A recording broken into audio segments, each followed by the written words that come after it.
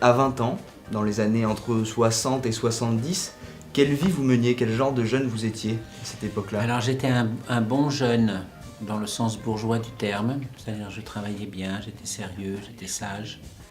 Côté look, Frédéric Mitterrand à 20 ans, c'était quel genre? Est-ce qu'il était dans la tendance? Qu'est-ce qu'il aimait? Est-ce qu'il était plutôt style classique? Non, il avait les cheveux longs, il était genre un peu Donovan, vous voyez. Ouais.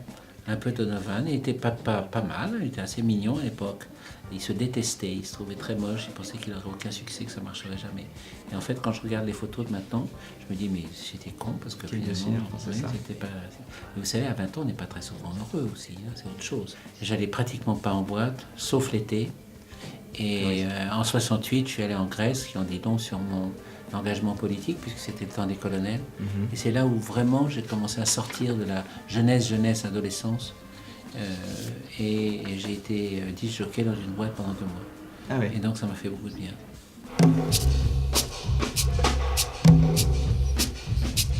68, c'était une révolution vraiment qui a tout changé dans la manière dont on vivait vis-à-vis de la société, de la manière dont on pouvait vivre sa sexualité, de la manière dont on pouvait envisager le monde, la manière dont on pouvait exprimer la politique, la manière dont on vivait ses relations avec ses parents. Les parents ont commencé à comprendre la psychologie. Et je suis allé voir Dutronc il y a 3 jours au Zénith, où il chantait les mêmes chansons. Je l'ai retrouvé comme je l'ai aimé quand j'avais 20 ans, et j'ai eu un sentiment de nostalgie très très forte. C'est comme toute une vie, quoi, 40 ans comme ça, 40 ans de vie adulte, et puis là on arrive quand même vers la fin. Est-ce qu'il y a des destins comme ça, quand vous étiez jeune, que vous voyez dans la littérature, des choses comme ça, où vous disiez « j'aimerais bien avoir ce destin, j'aimerais bien ressembler à ce personnage ». Tout le monde rêve d'avoir été Rimbaud quand même. Rimbaud. Ben oui, tout le monde rêve d'avoir été Rimbaud. Mais vous savez, j'ai pas d'admiration comme ça. Il y a des gens qui ont...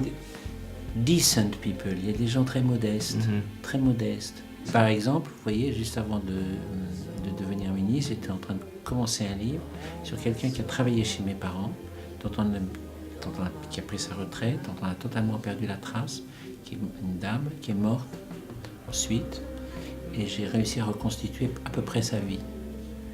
Et voilà, elle a une vie humble, mais elle a une belle vie, une bonne vie. Justement, je me demandais quelles étaient les ambitions après un tel parcours. Au moins 1 ou 2 films à faire et au moins 1 ou 2 livres à écrire. J'espère que j'aurai le temps de le faire. Bon, je ne dirais pas que ma vie a été bien, non, pas du tout. Je dirais que j'ai à peu près fait des choses que je voulais faire. J'ai essayé de savoir un petit peu quels étaient vos traits de caractère. Je me suis dit provoquant. Un peu, mais par fun. Ouais. Subversif. J'aime pas faire de la peine aux gens, donc je suis provoquant quand je me moque de moi ou que je... Voilà. Mais c'est plus le fun qu'autre chose. J'aime pas choquer les gens non plus. Subversif, un peu? Un peu, ouais. Ma mère m'appelait le 12 entêté.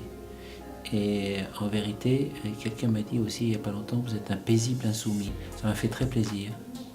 Parce qu'au fait, je suis assez insoumis. Pas mal. Oui, paisible. Ouais. Je ne veux pas mettre les gens en difficulté, mais on ne me fera jamais faire ce que je ne veux pas faire. Une posture. Voilà. Merci beaucoup. Merci à vous. C'est quoi, c'est une autre émission de télé ?